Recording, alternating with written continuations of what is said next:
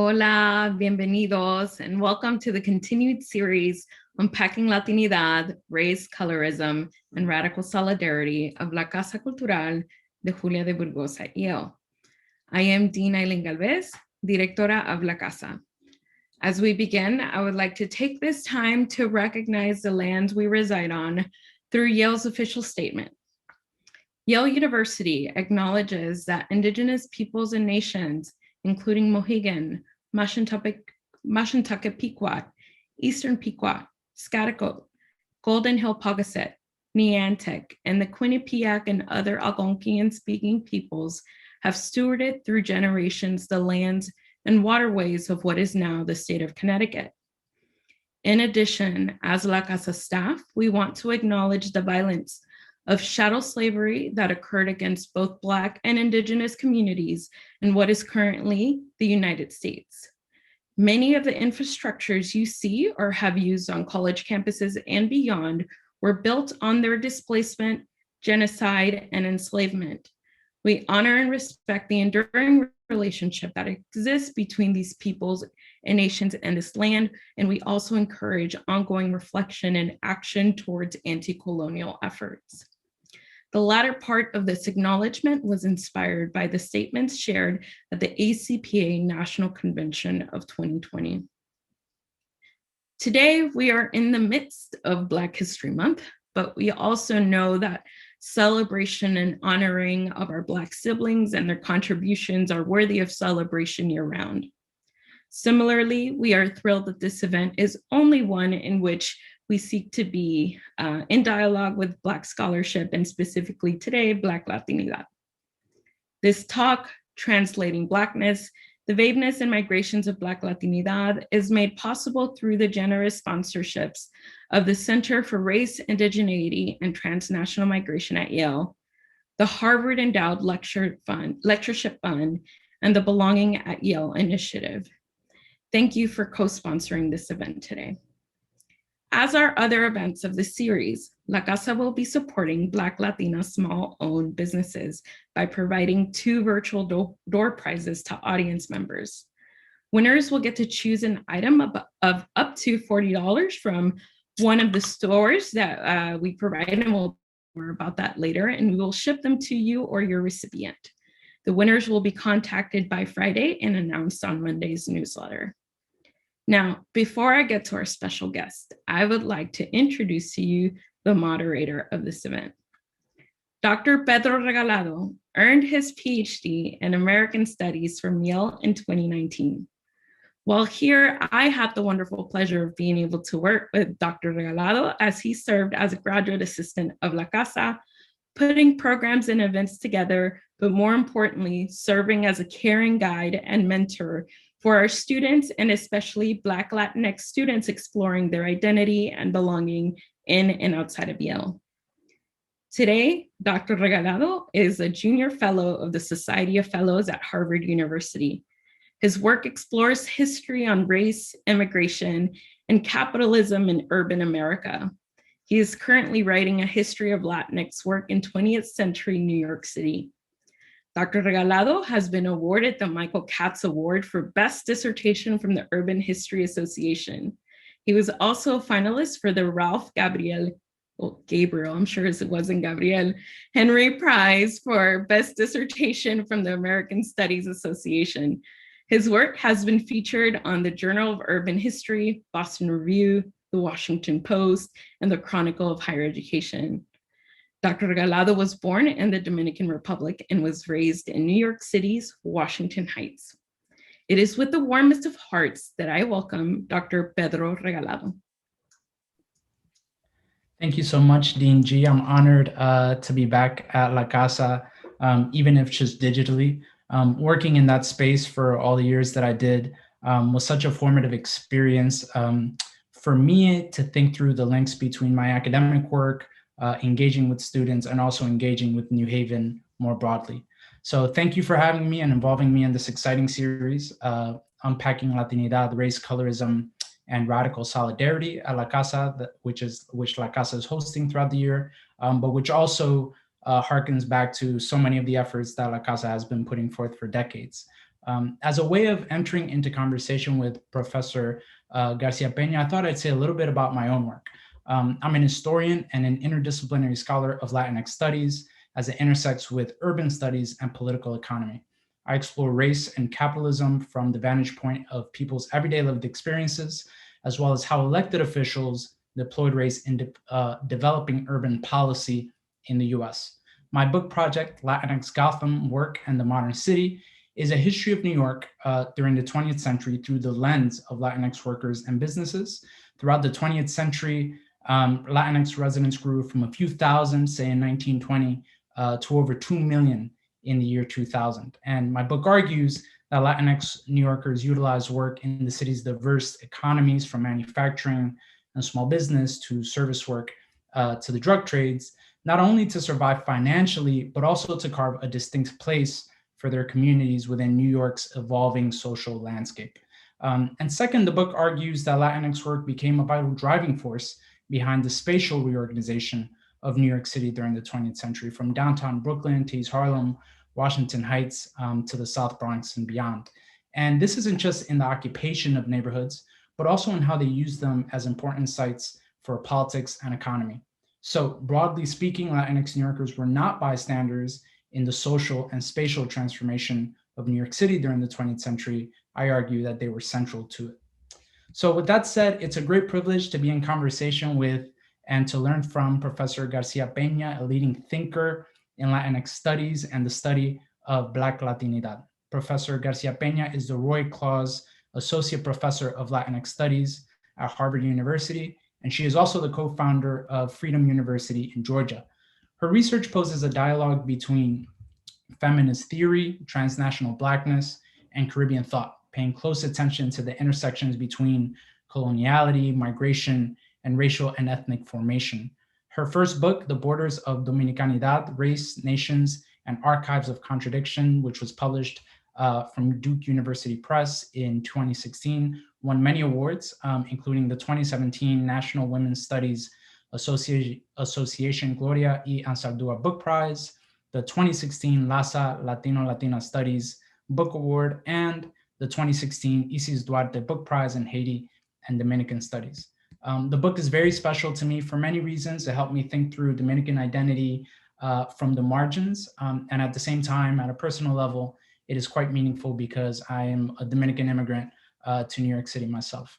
Her current book project that you'll learn more about today, Translating Blackness, the Vaivenes and Detours of Latinx Colonialities in Global Perspective, is under contract with Duke University Press and looks at how Black Latinx migrants and their descendants grapple with various racial systems, finding ways to translate racial meaning across national contexts while carving a space of belonging and representation within nations that often exclude them.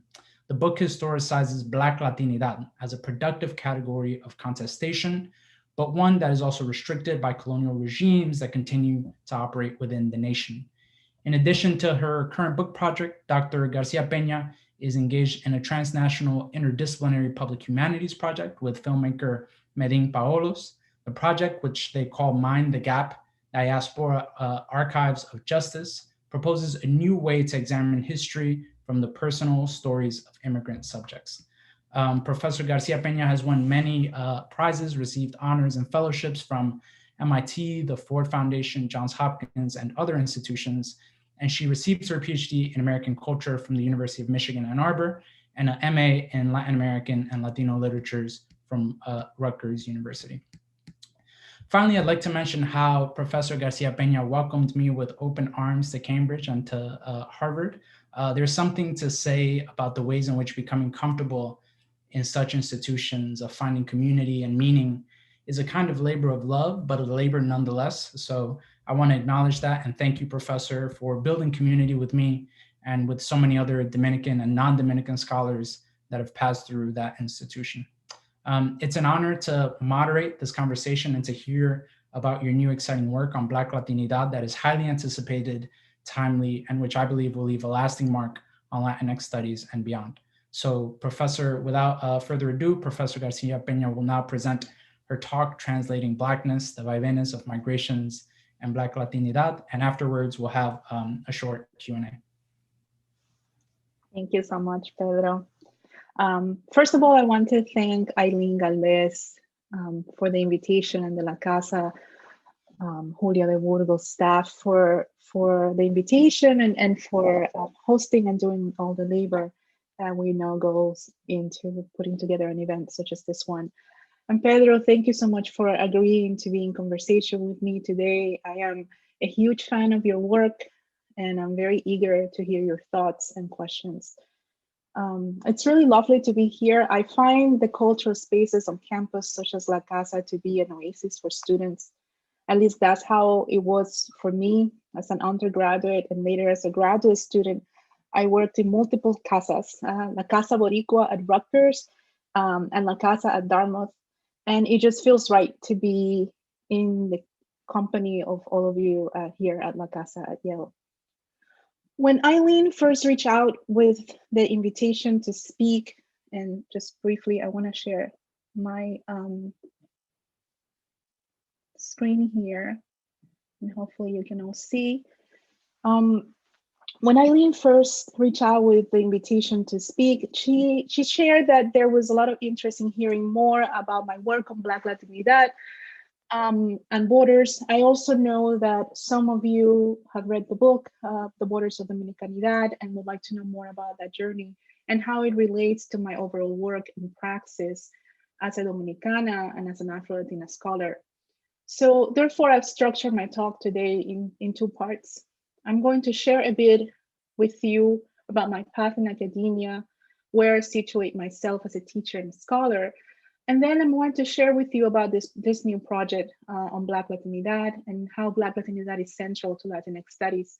And I'll do that by sharing some glimpses of what this book looks like, and hopefully leave you with some examples that will lead to conversation. My research sits at the intersection of Latinx studies, transnational feminism, and Black studies.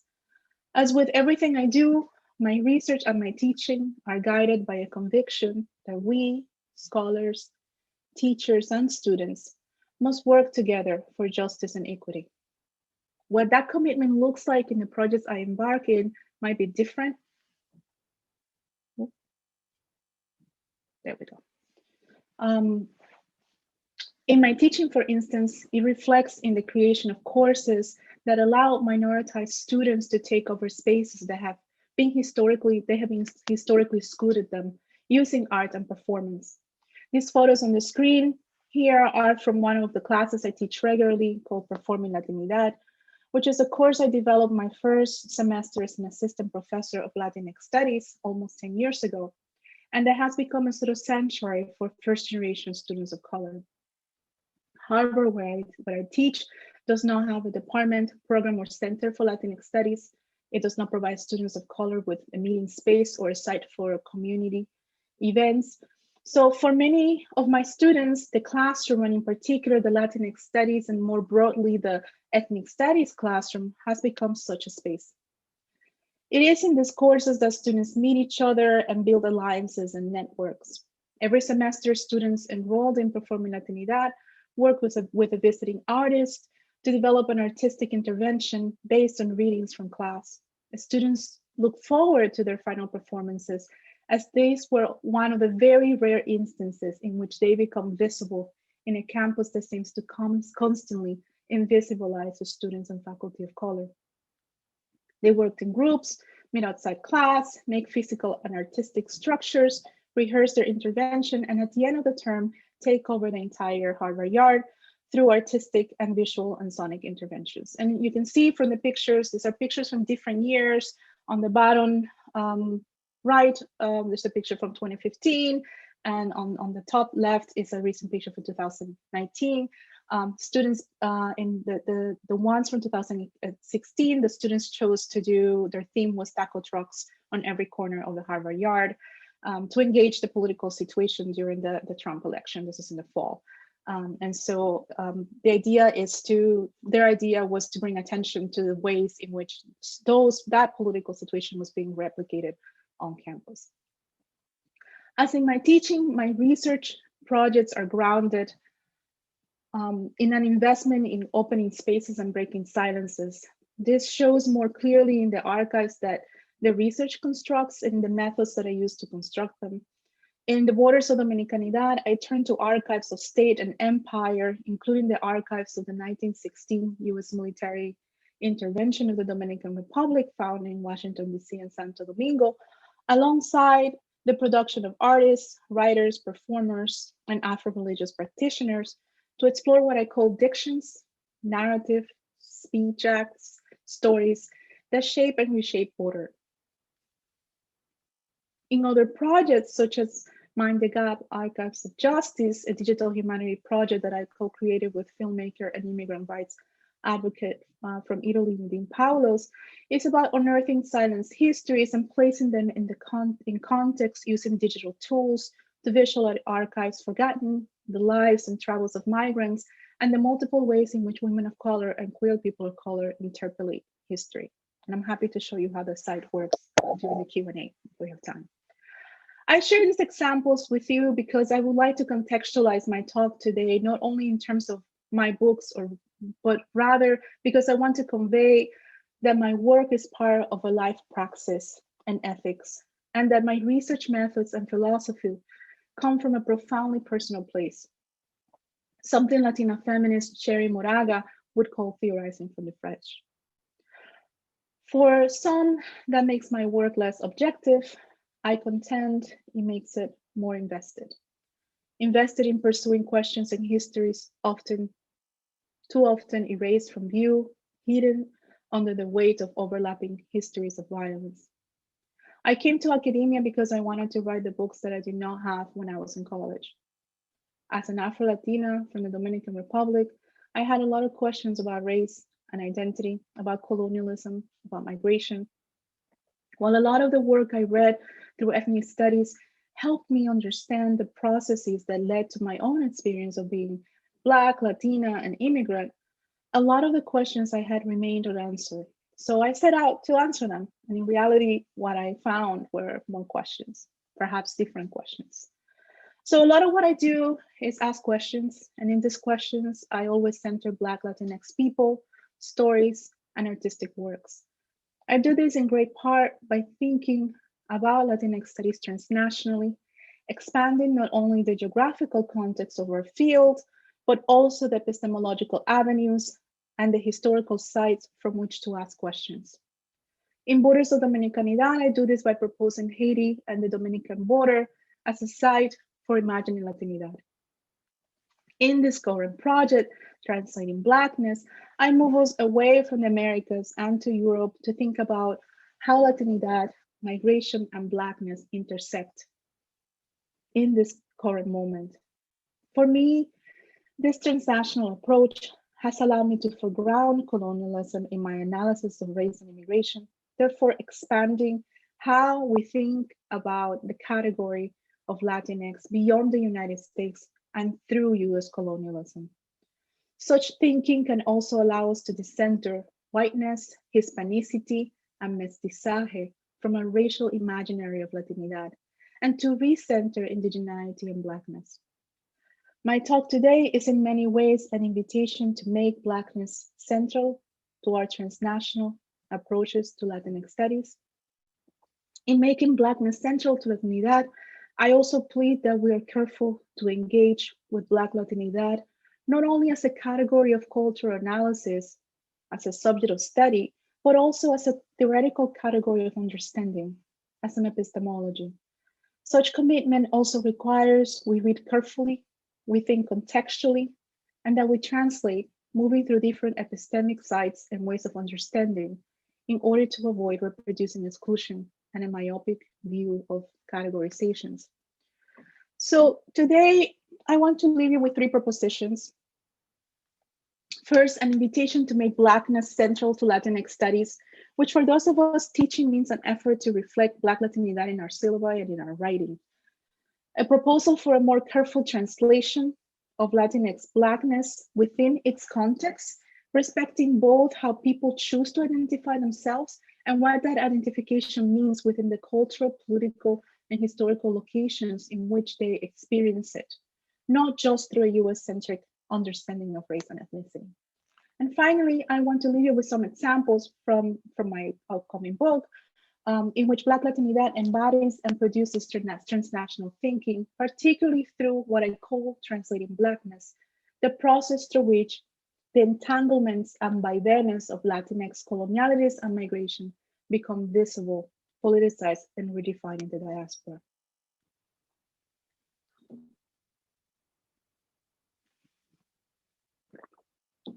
Thinking transnationally about Latinidad also requires that we translate semantically, linguistically, historically, and culturally its multiple layers and Vaivenes. It requires intention, patience, and sensibility. For as Gloria Saldúa reminds us, translating is always a violent process of erasure, an act of terrorism, because foreign words cannot encompass the specificity of the experience being translated. Foreign words, as Saldúa would remind us, can only convey partial truths. For Black Latinx immigrants living in the global North, for instance, these half-truths often separate them from Black national subjects, such as Black Americans in the US, as well as from Latinx belonging. The impossibility of full recognition leaves them, in the case of Black Latinx in the United States, outside of even minoritarian discourses of contestation. Their Blackness called into question because of their linguistic and cultural difference, and their Latinidad called into question because of their Blackness. So translating Negra to Black simply isn't enough at times. In the early 20th century, Black Puerto Rican scholar Arthur Schomburg and poet Piri Tomás struggled to find a place of belonging within the Black American literary and intellectual circles of New York. Their ethnic, linguistic, and cultural identity marked them as different. A century later, Black Latinx are still having to choose between identifying as Black and Latinx or otherwise displaying their other Blackness. In February 2018, for example, and in an interview with actor Zendaya, popular hip-hop idol Cardi B, who is one of my favorite philosophers, responded to an inquiry about her racial identification as follows, and you can see it on the screen highlighted in yellow. I don't gotta tell you I'm Black. We came over here the same way. Since her rise to fame in 2017, the Caribbean American singer has been questioned about her Blackness, and her light skin privilege. The tensions that led to Cardi B's disavowal from US Blackness are linked to the relationship between race, colonialism, and immigration that shape Black Latinx subjectivity, identity, and sense of belonging in the diaspora. I define Black Latinidad as a way of understanding and producing knowledge that is guided by the intersections of colonialism, diaspora, migration, and Blackness that shaped the historical processes and experiences of Afro-diasporic people who are linked either by birth, language, culture, or ancestry to Latin America, but who are also immigrants or descendants of immigrants in the global North. Black Latinidad differs from Afro-Latin Americanness in the experience of migration, whether to the United States or more recently to countries in Europe. This plurality of diaspora forces Black Latinx people to deal with multiple and often contradictory regimes of coloniality and racial hierarchies. Those produced by the Spanish, French, British, and Portuguese colonization of Latin America from the 15th century on, that shaped their ethno-racial identities and experiences, and those imposed by the US internal coloniality, the Black and white binary, and external colonialism over Latin America and the Pacific from the 19th century to the present.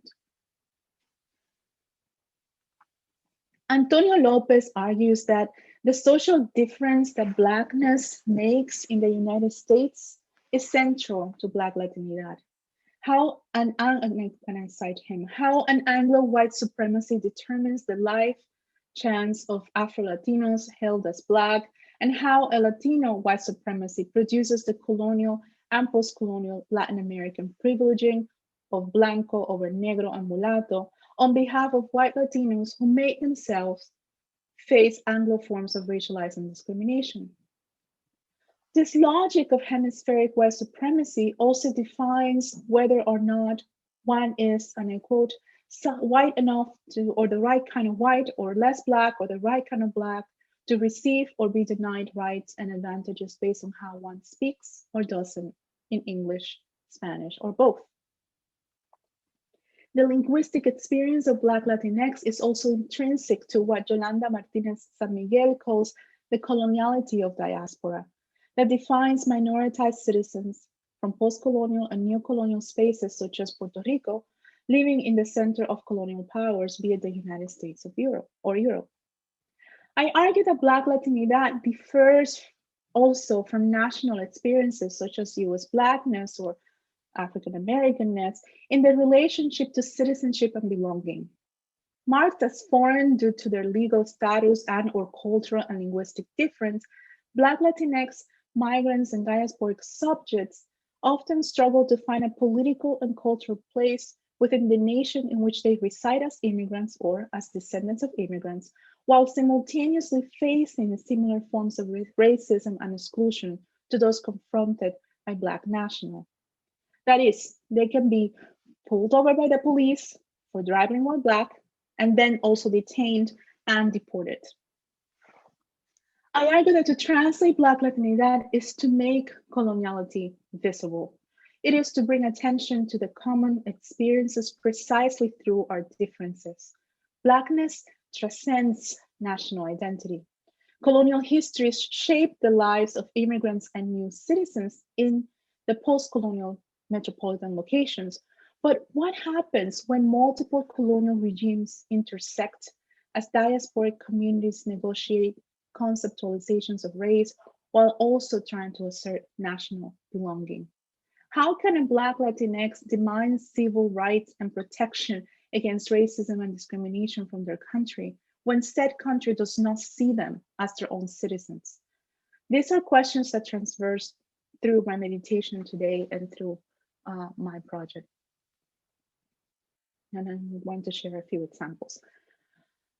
Start here. On May 1st, 2016, Maria Teresa Tess Atzplum became known around the world when a photograph, this photograph on the screen, of her stepping out in front of 300 neo-Nazis from the Nordic resistance movement in Sweden went viral on social media. Tess, an anti-racist Swedish Black Latina activist, stood motionless, her clenched fist raised, as her eyes shot fiery defiance at the men that walked towards her, until police removed her from the scene.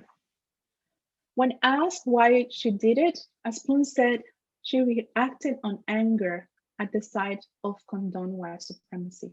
And I quote Asplund, "I was not even thinking, I just jumped out. Things happened very quickly. Then a police officer pulled me away." The image of this Black woman standing in defiance of white supremacy in what photographer David Lagerhoff describes as, and I quote, "a struggle between David and Goliath," resonated with Black activists around the world. Asplund's heroic actions earned her the respect and admiration of many, including the recognition by the BBC as one of the most influential women of 2016. Reflecting on her actions and on the overwhelming global reception of the photograph, Asplund stated that her bravery was fueled by the urgency of this moment in which, and I quote Asplund, "racism has become normalized." It was thus her hope for people to think about her action as a symbol of what one person can do if they go out of their comfort zone and fight for what is right. Tessa Asplund was born in Cali, Colombia in 1972 and was adopted by a Swedish family when she was only 7 months old. While Sweden is a country that prides itself on progressive ideals of inclusivity and social justice, race and multi-ethnicity are not part of that inclusive agenda.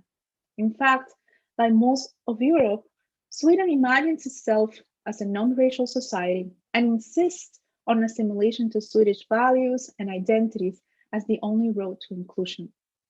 This dynamic means that Tess grew up Swedish and distanced from her Colombian linguistic and cultural heritage, while simultaneously suffering racism and exclusion due to her racial and ethnic origins as a Black Colombian.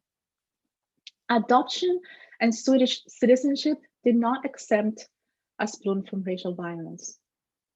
As an adult, Asplund has chosen to identify as both Black and ethnic Colombian. Her Black Latina identity comes, as Asplund explained, not only from her ethnic background, but from a political awareness about the structures of inequality that led to both her uprootedness from Colombia as a baby and her simultaneous and contradictory adoption and rejection from Sweden. She is granted citizenship by way of adoption, but perceived as an immigrant due to her Blackness. Black Latinidad for Asplund is both a place of identification and solidarity and a political location for articulating the historical struggles that shape her life. Moreover, as the work of Osei Coffey, Licona, and Chavez demonstrates, Asplund's fist summons the transnational memory of 20th century resistance we have come to associate with the US Black Power movement. Her location as Latina, as a migrant, as a Black Swede, however, shifts and refocuses this historical interpellation while summoning a different colonial diasporic experience. That is, Tess Asplund's brave political performance of Black power calls on our own experiences with racism and with anti-racist movements, and summons that memory to then ask us to engage with the specific contextual manifestation of racism Asplund is experiencing, the growth of state-sanctioned white supremacist racism against immigrants of color and their descendants in contemporary Sweden. The Nordic resistance movement cites as their main goal, and I quote, the expulsion of immigrants from non-North European countries from Sweden. Over the last 2 decades, as Sweden continues to see a growth in its refugee, immigrant, and second-generation population, hate crimes, microaggressions, and discrimination have also escalated. Tessa Asplund's performative defiance of white supremacy translates her immigrant Black Latina struggle against Swedish anti-immigrant racism into a global language of resistance. Her translation of Blackness in turn reminds us of the parallels and intersections of race and immigration in the present world. Or, as Angela Davis put it, the struggle for immigrant rights is the key struggle of our times, and it is a struggle for civil rights, and it is a struggle for human rights. Blackness is both a local and a global construction that is specific and situational, yet the dominant version of ethno-racial concepts such as Black or Latinx that dominate popular perceptions, intellectual discourse, social and popular media, and at times even legislation, shaping people's political actions, perceptions, and encounters every day. Asplund's raised fist and moreover the international attention that her action garnered shows us how local experiences of race and racism are often translated through a US hegemonic discourse, whether it is a picture of a raised fist or a hashtag Black Lives Matter.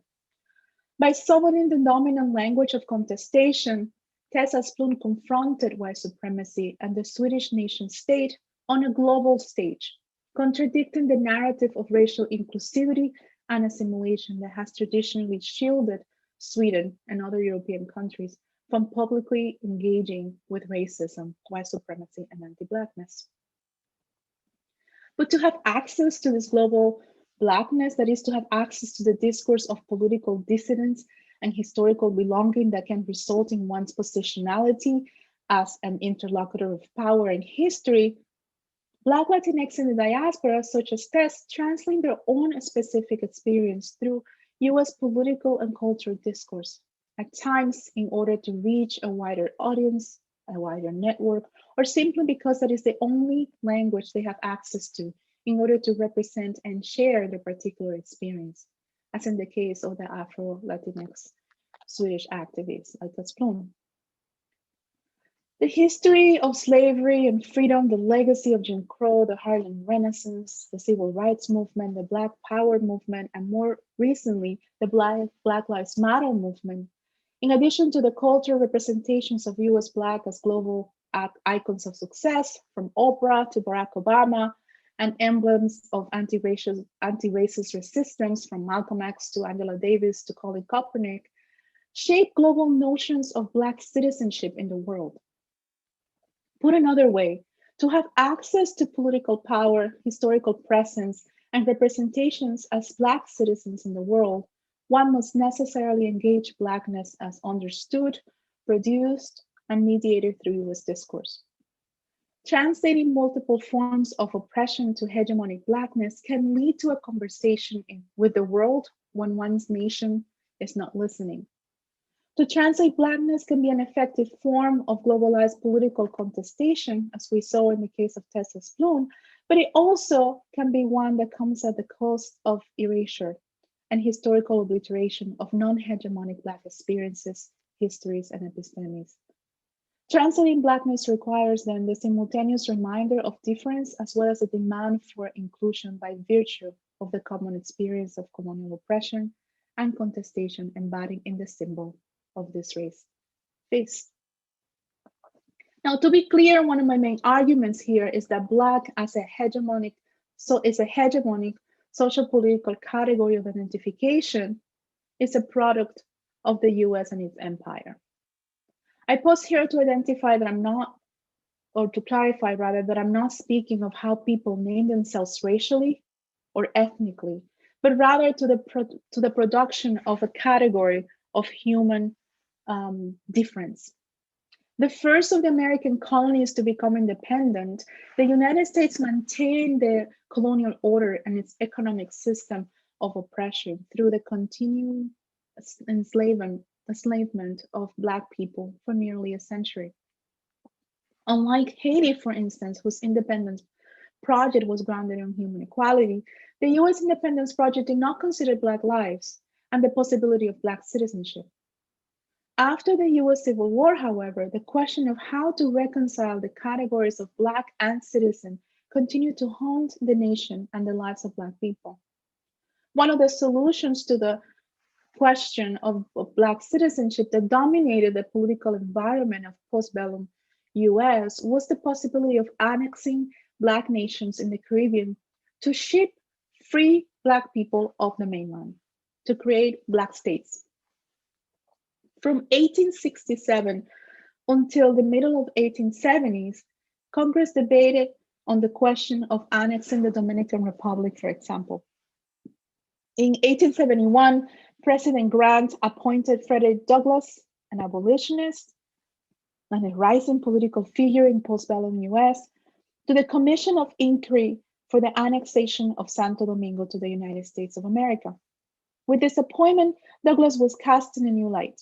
He was not only concerned with domestic reforms, but also with the expansion of the American empire abroad.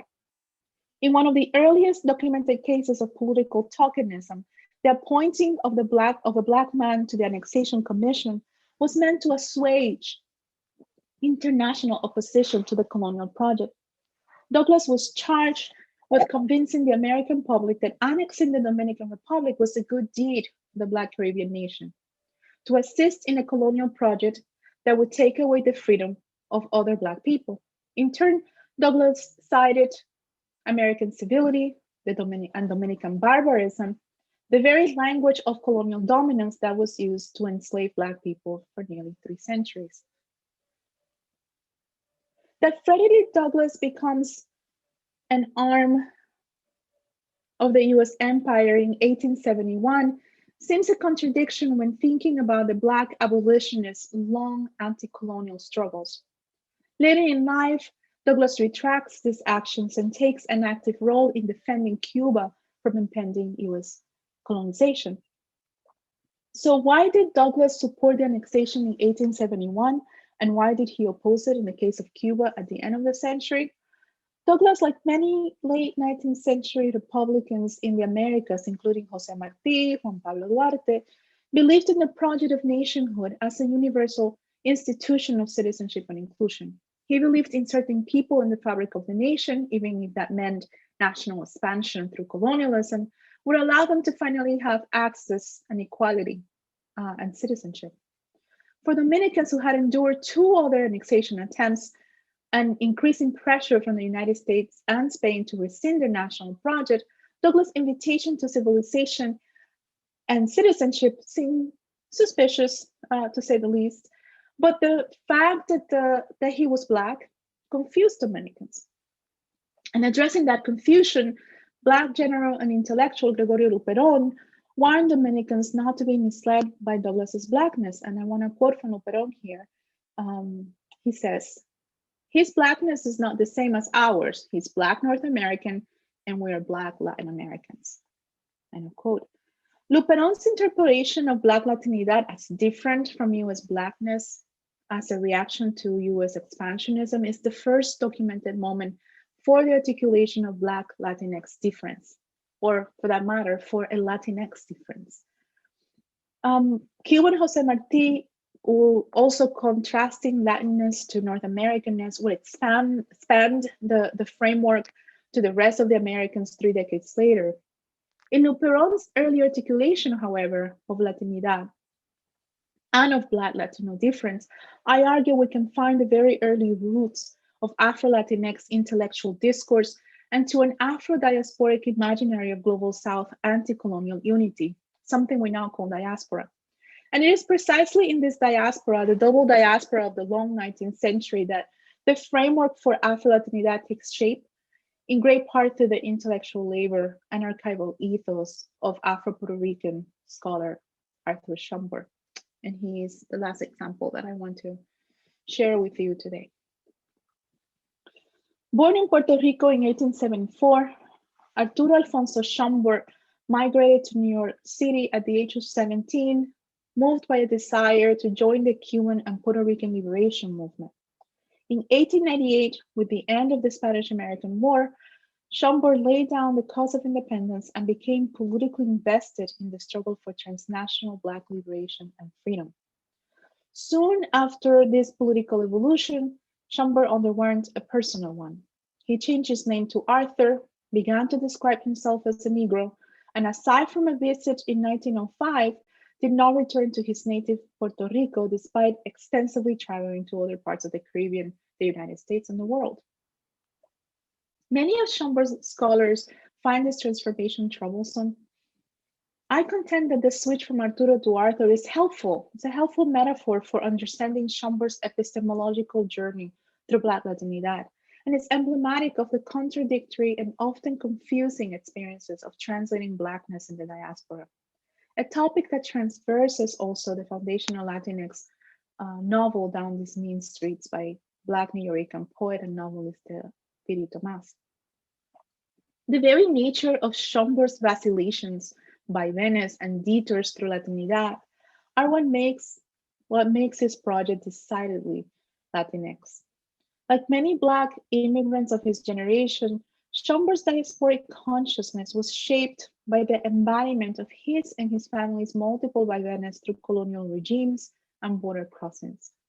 The son of a Black woman from San Croix, today the US Virgin Islands, born in Puerto Rico, Schomburg understood the plurality of diasporas, not the one-way forced ancestral movement from Africa to the Americas, diaspora, but the continuum, a Vaivén that is both physical and symbolic. His call for a diasporic understanding of Blackness through the study of what he called Black foreign figures and the creation of what he called a Black nation without a nation, or what today we know as diaspora. And I invite you to read the quote from Schomburg that's on the screen. Schomburg's call to diasporic thinking through his evocation of the Jewish diaspora is grounded on his knowledge and understanding of the world he inhabited as a Black Puerto Rican man living in New York City. He is inspired by the very experience of being part of multiple Black communities and the richness, challenges, and opportunities afforded by his very own Vaivén through Caribbean mulataje, US Blackness, Hispanic heritage, and migration, by his Black Latinx being and knowing. Schomburg's diasporic consciousness, his concept of nation without a nation, was also an invitation to belonging, to what he calls lightening the torches that will inspire racial integrity. This understanding of diasporic citizenship as form of belonging is central to how Black, Latinx, and other migrant Black communities structure their political alliance to fight restrictive immigration legislation in the 21st century.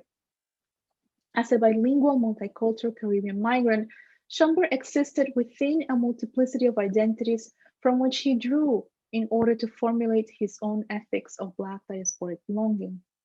His ambitious project sought to create historical bridges to unite the Black experiences of the Americas in order to create a new concept of a nation without a nation. Schomburg's ethic went beyond a desire to rewrite history. He yearned to reconstruct the present in order to secure a better future for Black people. He was ahead of concepts like diaspora and border thinking, while at the same time he lived and thought through those concepts. A man much ahead of his time, the background of the future he wanted, Schomburg was able to imagine himself as a maker of diaspora archives, as a provider of the source of the future project of belonging. For Schomburg, his diasporic consciousness as a Black Latinx, a Black Puerto Rican, and Black Caribbean man allowed him to conceive of the possibility of a nation without a nation as a symbolic location of belonging from which Black people together could be empowered to talk back to the colonial nation state and demand equality and rights. Diasporic movement and migration did not preclude citizenship and belonging, it expanded it. The problem remained, however, that the national narratives of the Americas erased Black people's participation in the founding of nations. For Schomburg, history, archiving, or what he called digging up the past, provided the opportunity of belonging. And I want to read from Schomburg. The American Negro must remake his past in order to make his future. His work as a scholar was then, as he saw it, to create an archive that would allow for future Black subjectivity to claim authenticity to the Americas while centering diaspora. His work gave us the historical legitimacy to insist on Black belonging, on Black citizenship, and on Black future. Through his thought and work, Schomburg laid the groundwork for the field of Latinx studies in the United States as I define it, not as an identity-based location, but as a way of thinking and producing knowledge about the world that is guided by the process of disidentification, as Jose Muñoz y Vargas, mixed ethnic consciousness, as Ansaldúa claimed, and lived experiences of migration and diaspora, as the work of Flores and Jimenez Roman have taught us. My reading of Schomburg is thus decidedly located within and central to Latinx studies framework and Latinx intellectual canon. Read in tandem with the foundational works of Ansaldúa, Muñoz, Flores, Schomburg's Afro-Latinx episteme can better allow us to understand the theoretical trajectory and development of the field of Latinx studies as one that has always existed in relationship with US and European colonial frameworks of race, citizenship, and belonging, and one that has always been decidedly transnational.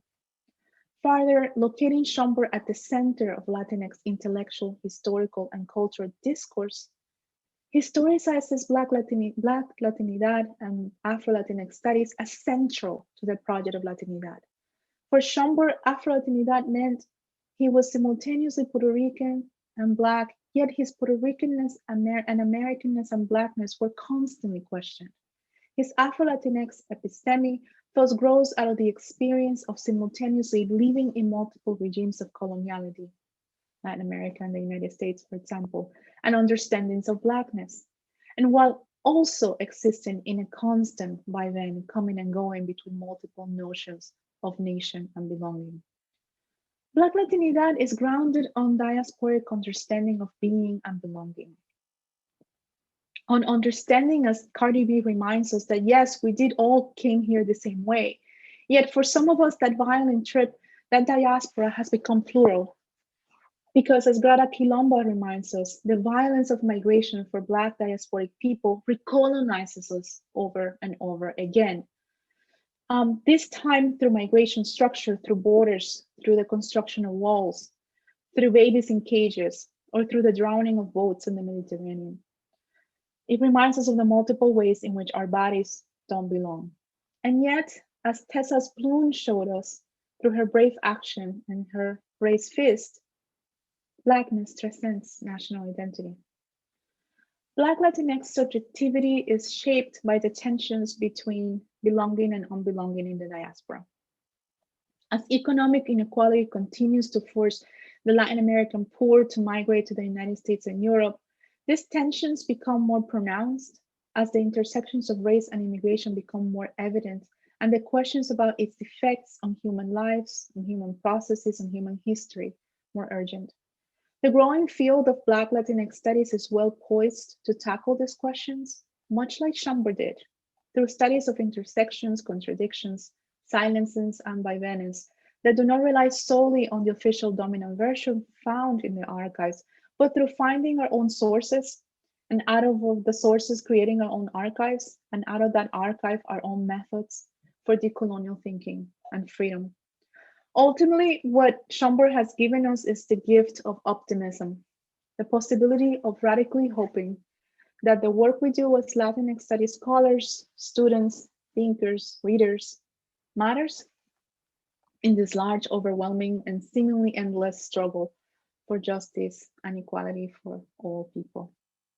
So thank you very much. Thank you so much, Professor Garcia Peña, for that really, really wonderful and compelling talk. I think that it's extremely timely, and your global approach is particularly important. I particularly appreciate how you argue that translations of Blackness summon historical experiences for inclusion and political solidarity. And this expresses itself in many different forms, right? From the clenched fist to the specific calls for that Black Lives Matter. At the same time, you show us how that translation is also very multifaceted, right? So that on the one hand, translation, you argue, becomes a form of belonging itself, of a global kinship with other Black subjects. And at the same time, it makes coloniality visible, right? So in simple terms, that one act of a clenched fist says, hey, that broader structure that is threatening Black life in the US is at work here too, in France, in Italy, and Sweden, right? Even so, it seems that one of the challenges for many of these subjects is calling attention to that site specificity, or rather thinking through how that clenched fist, that for many was a call for fuller citizenship during the 1960s, might also become a powerful call for immigrant rights, right? In any case, I think that you're powerfully calling our attention to the everyday modes of political action and the symbolic nature that such actions take up in the context of a rapid global media circulation. Of course, the project does much more than that, and I think that you gave us a really good sort of preview that spans the 19th century to the present, Frederick Douglass to Cardi B. So I'm really excited for people to read this book and to make it a source of both academic inspiration and also activism. I think that there's so much that I'd love to touch on. I think for the sake of time, I'd like to pick up on one thought, which, to be fair, isn't fully formed yet. In particular, it's interesting to me how some second generation migrants or migrants' children, or those who came at a young age, such as the woman of Peruvian descent in the introduction that you shared with me, might look more to New York than anywhere in Peru for the political language that she's seeking, right? And I think that this is fascinating for many reasons.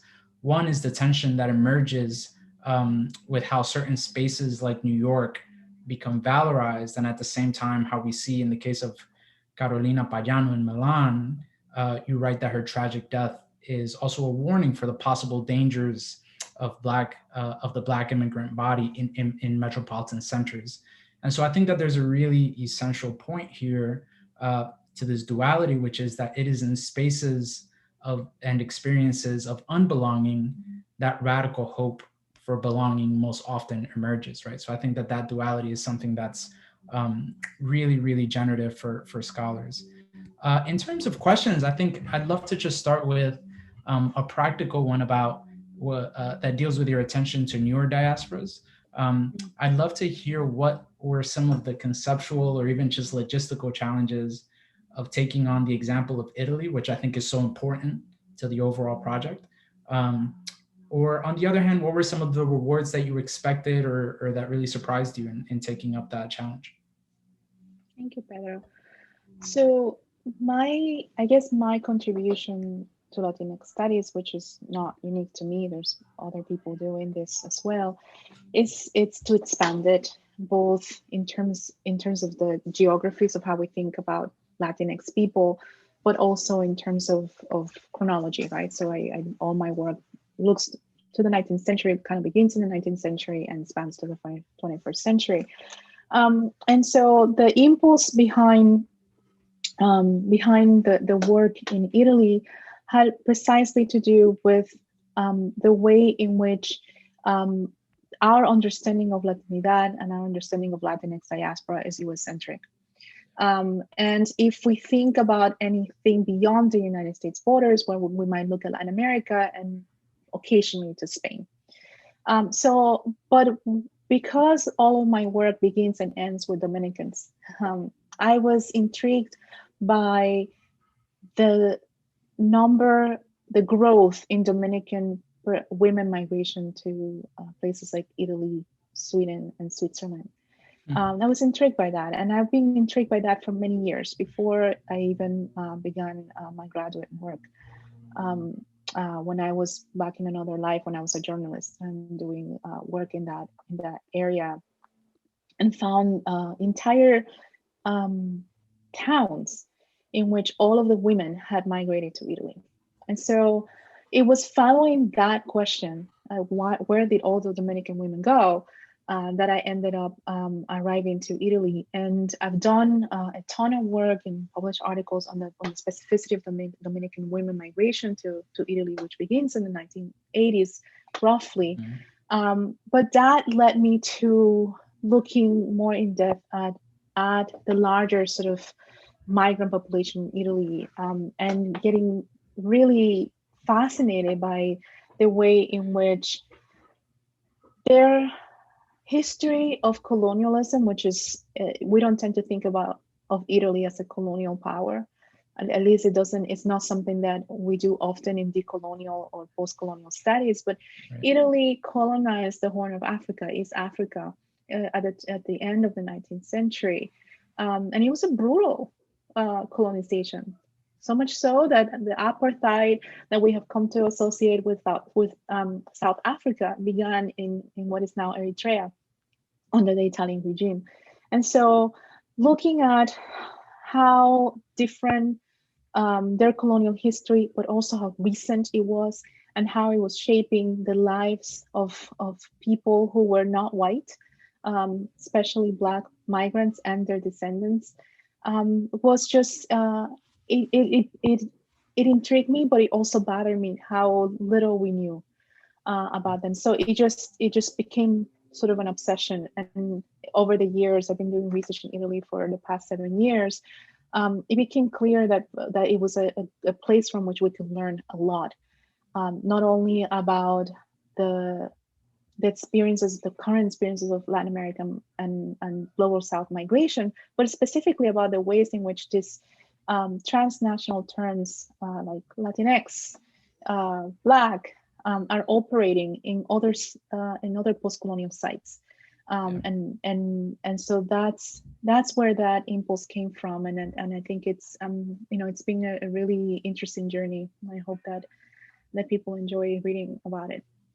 Yeah, absolutely. I think that one of the questions that really arises for me from reading your work and from hearing your talk is also how many of these women articulate their political dissent in a way that reaches towards different spaces, right? So that it does reach New York. And so thinking about sort of that circuit of political activism and dissent that many of them tap into is something that I'm really excited to read more about. In order to not be too greedy, I have my own questions, but we have about 65 participants here. And so one of the first questions that somebody asked, Micah Parker, would like to know, how might scholars of Latinx and Black studies move their respective works and fields forward without continually perpetrating the same colonial methodologies that pervade the everyday Black communities and their respective studies? And so you can think through that for a moment. That's a wonderful question. I mean, one of the things that I advocate for, and I do this in the book, but also in just everyday life teaching, when we critique Latinidad, in our critique of Latinidad, which we should absolutely do, and in our critique of Latinx studies, we tend to talk about how the term Latinidad or Latino was grounded on mestizaje. Yeah. And that critique, to me, is problematic because it erases the fact that the first instance in which the word Latino is uttered is in the context of Blackness. It erases the Black history of Latinidad. And so the fact that Latinidad became co-opted by mestizaje and by Hispanicity and by whitewashed mestizaje at the turn of the 20th century and the late 19th century, which absolutely happened, particularly in the projects of Latin American nations, the fact that that happened does not mean that there wasn't another history. So I think we need to historicize the term. We need to really think beyond the commonplaces and the common critiques. And while we should absolutely critique what Latinidad has become, and the way in which white supremacy and whiteness and Hispanicity dominate both on both sides, both in Latin America and in its diaspora, we should also strive to recognize that history. I mean, what happens if we begin our project of Latinx studies by looking at the Haitian Revolution, right? Instead of starting at the middle of the 20th century. And I think that's what I try to do. And I think when we expand Latinidad to be a concept that while engaging migration is beyond migration, and when we think about it through US expansionism and colonialism, I think we're able to really understand the ways in which you cannot talk about Latinidad without talking about Blackness, and you cannot think about Latinx difference without thinking about Reconstruction. And those are key moments, and those are important histories. And I think we need to really insist on that. Absolutely. I think that in a lot of ways that points to my urge to go further back into the 19th century, because I think that this is where a lot of those conversations are happening. I think somebody like Nancy Mirabal shows that, in the mid 19th century, you had Puerto Ricans and Cubans and others who were forming this sort of Antillean heritage, they called, right? One that looked less to the US and Spain in the way that maybe the Spanish American Literary Society did with Jose Marti and others, and more to Jamaica, to Haiti, to the West Indies. And so there are particular ways in which just looking a little bit earlier into this question of Latinidad might give us a little bit of a different output, right? And I think even in the early 20th century, people like Jesus Colon were partnering with Bernardo Vega and in Gráfico. They were saying, we're going to use the term Latino, not Hispano, because Hispano has a certain sort of level of exclusion, right? So I think maybe it has less to do with specific words than it does thinking about how different groups throughout time, particularly since the 19th century, have thought about Latinidad as sort of a source of racial justice as well, right? Which I think for those of us thinking more in the later 20th century, we typically associate it with exclusion of Blackness and indigeneity. And I think in a lot of ways, there's good reason for that, right? When you study the late 20th century. But I think, like you said, thinking a bit more sort of capaciously and moving that timeline along. So again, going from Frederick Douglass to Cardi B, I think is a really compelling way to start to think about that. We have a question from Francesca Araujo, who would like to know if you would speak a little bit more about hegemonic US Blackness and the ways that it can render non-US Black subjects illegible, but also the ways that this manifests in such a specifically violent and hateful way toward Black Dominicans. And they say, I have been thinking about Black Latinidad as an epistemology for so long, but now, especially after reading your book, Borders of Dominicanidad, I'm thinking about how Dominicanidad can be such an existential threat for this mutual understanding and embrace of US-centered Blackness and anti-Black Latinidad have with one another. So I think on the one hand, thinking about that question of legibility, and then about Black Dominicanidad. So thank you, Francesca, for the question. I want to just first clarify that the way in which people, everyday life people, name themselves and imagine themselves is different from sort of this larger concepts. And then I want to invite us to remember that the US is an empire, and that being the citizen of an empire, whether you are Latinx or Black, you are in the belly of the beast. You are part of the fabric of that empire. And the way in which that has manifested for the production of Blackness and the erasure of other Blackness, it's been very tangible, especially in academic, in intellectual and academic work.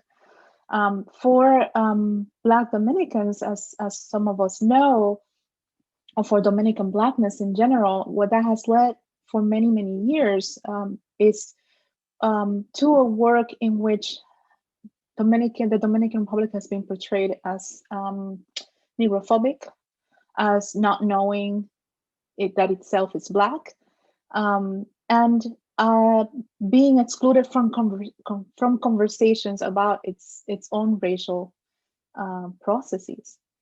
And so that has everything to do with power, with access, with having the platform. And what I am trying to do in the book is it's kind of bring attention to both the problem and the productive possibilities that exist with the dominance of, or the hegemonic, what I call the hegemonic US Blackness. On the one hand, it produces erasure. On the one hand, it keeps us from understanding that Blackness is multiple, and that it is understood and experienced in many, many different ways. But on the other, it has allowed for transnational conversations through, now more recently through hashtags, but also through the things that we read, through the things that people read across the globe. The people, everywhere I go, everyone has read the same books that we have read when it comes to thinking about Blackness, when it comes to thinking about race. So it has become a common language. And I think that what we need to do, and what we have as scholars working within the US Academy, and this is both, working within Latinx studies, but working as Black scholars as well, is the responsibility to remember that we are a hegemony, to remember that we are colonizing knowledge across the globe, and that when we go out to study work and people outside of the United States, we need to do a hell of a lot of listening before we open our mouths. We need to really take seriously, if we are serious about doing any kind of work on transnational racial studies, on global Blackness, on anything outside of the US context, we need to take seriously how people in those contexts are naming their own Blackness, how they're experiencing their own Blackness. What are the particular histories that have led them to where they are?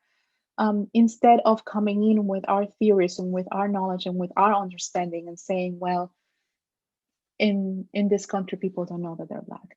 I think that's a very irresponsible way, and that is something that US scholars have done for far too long. And we need to really be conscious of it and really stop that trend. And it also means, within the United States as well, thinking about the multiple ways in which people are experiencing their own places of belonging and unbelonging, whether through race and ethnicity, through immigrant status, through citizenship, through class. All of those things are experienced differently according to our own positionality, right? And so acknowledging that the work we do, it's limited, and acknowledging what we don't know, and then making sure that we also acknowledge our own biases in our work. I think that's key. That's a start, at least. I don't know if it's an answer, but it's definitely a start. That's wonderful. Thank you, Professor. We have a question from somebody who is an Eritrean and Ethiopian American. And I think this question kind of touches a little bit on what I was alluding to earlier in the way that Latinx subjects in Europe maybe rely on or collaborate with other Black migrants. And so one of the questions that they have is, if you'll just bear with me, in your research, have you seen any tensions or collaborative efforts between Dominican and Afro-Latina and Eritrean or Ethiopian immigrants or migrants in Italy or in Europe? And what is that dynamic like, essentially? Love that question. What has been the most beautiful gift of doing research in Italy has been the Habesha community, the welcoming of the Habesha community, the kinds of conversation that have sort of blown my mind and allow me to see the significance of the kinds of questions that I'm asking beyond, the Dominican Republic, beyond the United States. My first book, The Border of Dominicanidad, has been read a lot by Eritrean and Ethiopians because the kinds of border, the kinds of sort of border situation that is happening in Haiti DR, it's similar to what is happening in Eritrea and Ethiopia. And it's all perpetrated through colonial violence and dictatorships. So to answer your question, there is a lot of interaction among different immigrants from all kinds of different locations. Italy, unlike the United States, their migrant population and their second generation population is very multifaceted. There's people from there's not a dominant majority like there is in the United States. So what you have is communities coming together because of social issues, because of exclusion, rather than as specific ethnic groups. So especially with the migrant women, I saw a ton of work with Somali, Eritrean, Ethiopian, and then Dominican, Brazilian, and Salvadorian women sort of working together for issues of rights, domestic workers' rights, access to citizenship, and so on. So there's been quite a bit of that kind of work happening, and I think it's growing as communities become more involved and knowledgeable about each other. Thank you for that question. Loved it. Thank you, Professor. That's sort of one of the in my first question, wondering about what some of your exciting findings were in doing some of this transnational work and spending 7 years in this site. One interesting question that we have here that deals with DNA testing, actually. One of the things that I find really exciting about your work is how you deal with many different sources and think through, again, something like current pop culture to 19th century letters and literature, et cetera. And so this person asks a question about how the commercialization of DNA testing has changed the way that some Latinx people either here, this person says, think about negritud, but I'm also interested in just thinking about conceptually, the question of mestizaje sort of re-entering the conversation for many folks who are taking these tests. But any thoughts that you have on that, we'd love to hear. I would only have anecdotal things to share. I don't know or haven't done any research or have seen any research specifically on how DNA testing is affecting people's racial identification, but I think that's a great topic for somebody's dissertation if you all want to do that. Anecdotally, though, I've seen family and friends getting very excited about whatever the test says. You're 2% this and 3% that. I'm personally not entirely interested in DNA testing. I don't think it would inform much about the matter at hand, which is the way in which race and racism have been constructed and used to exclude people across the globe. And I have a bit of resistance to anything that's kind of biological.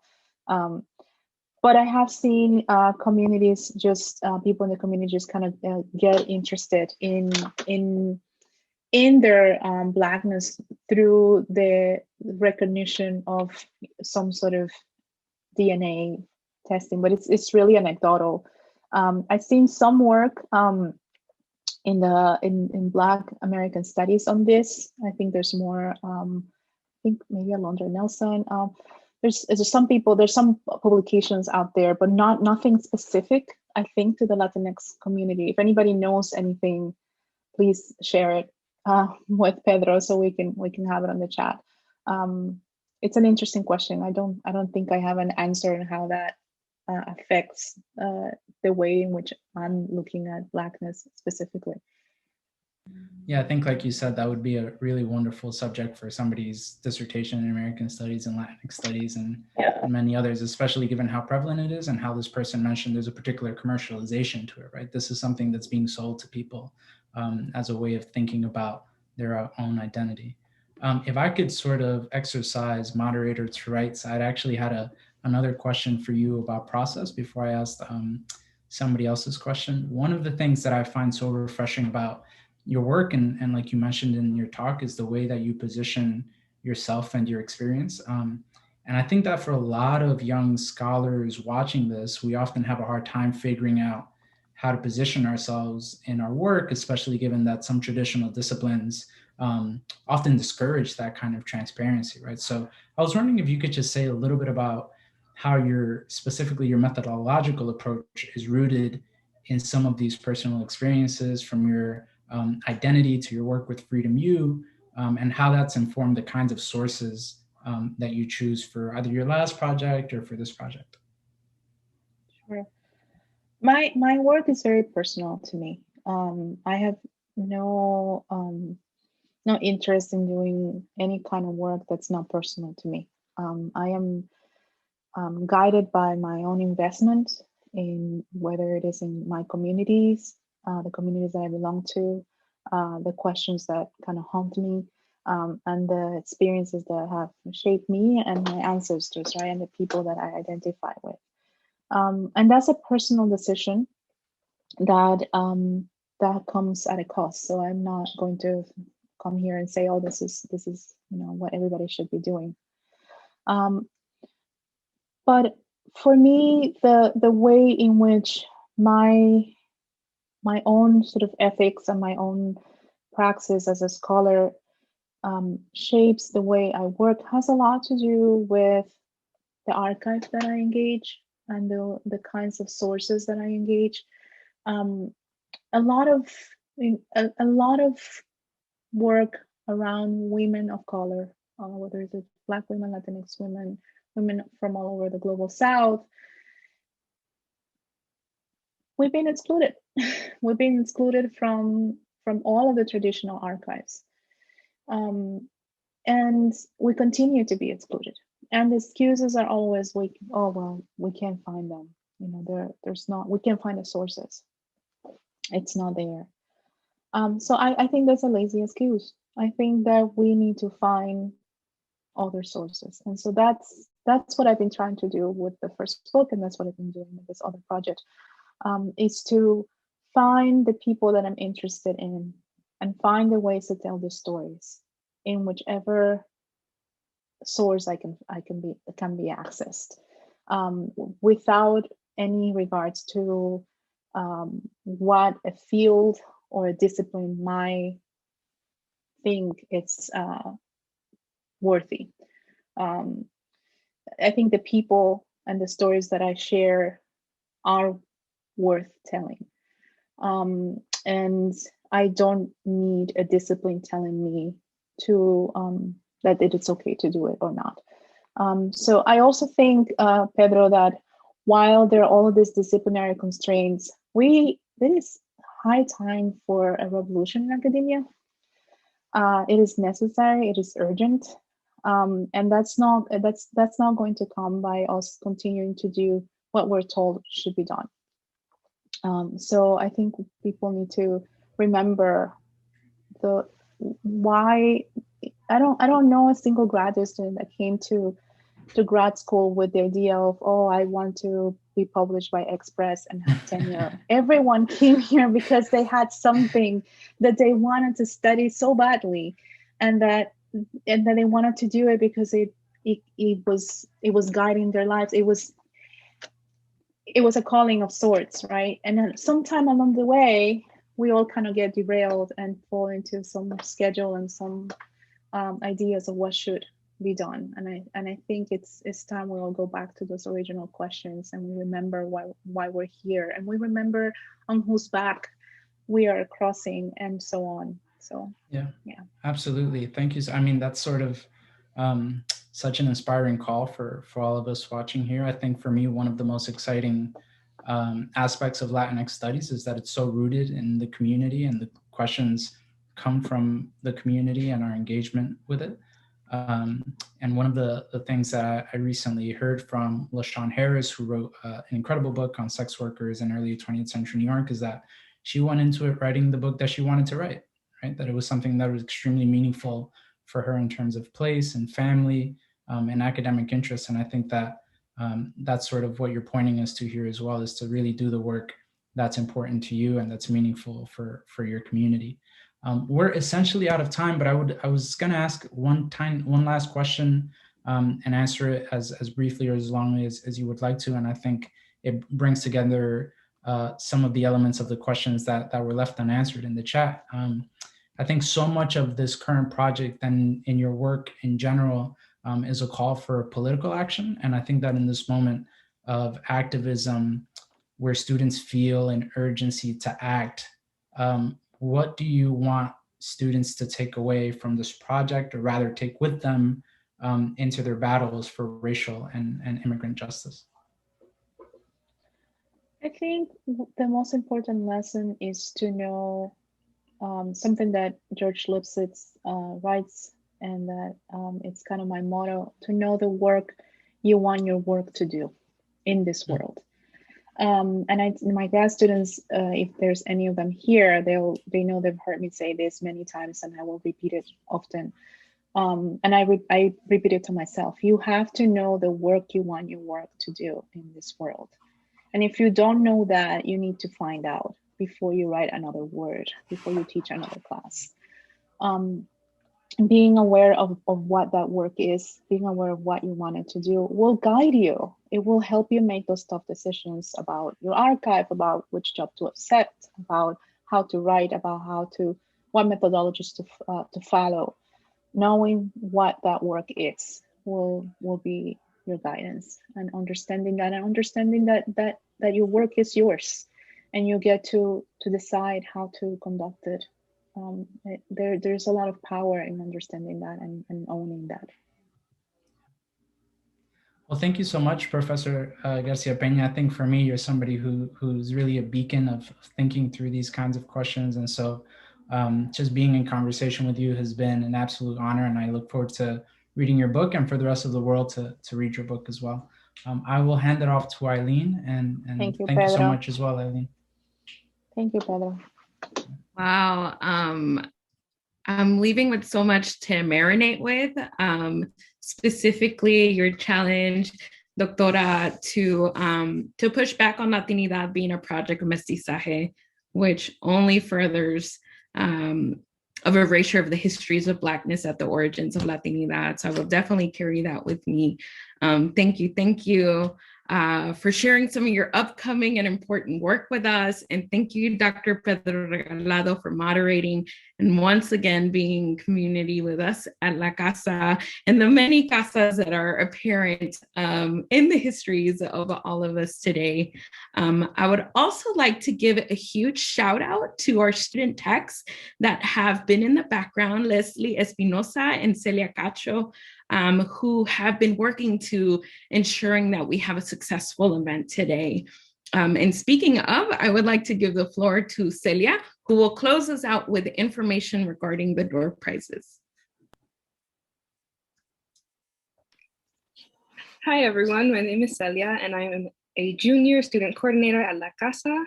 I just wanted to talk a little bit about the door prize that Dean G mentioned at the beginning of this talk. So for this prize, we chose two small Latinx businesses that are owned by two Afro-Latinas. The first one is Reina Skincare, and the second one is The Lip Bar, which is actually in New York, which has been mentioned so many times today. I'm really excited about these two businesses. they're both very different. One has more skincare, body care, self-care, and the other one is more about care of the mind, reading really good books. So you should check them out. And if you are a winner, you'll get an email from the La Casa Gmail by this Friday. So good luck. And thank you all for attending. This was a wonderful talk. Thank you to our moderator, and thank you to Dr. Garcia Peña. Hope you have a nice day. Thank you, everybody.